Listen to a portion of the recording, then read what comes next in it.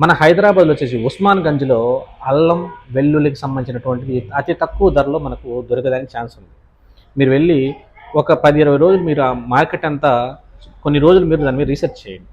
Research చేసిన తర్వాత మనం ఎలాంటి క్వాలిటీ ఉన్నటువంటి అల్లం వెల్లుల్లికి సంబంధించినవి కొనుక్కోవాలి, కొనుక్కుంటే మనం ఇక్కడ మార్కెటింగ్ చేసేటప్పుడు మనకి ఎంతవరకు దాన్ని వర్త్ అవుతుందని చెప్పేసి కొంచెం దాని మీద మీరు రీసెర్చ్ చేయాల్సి ఉంటుంది.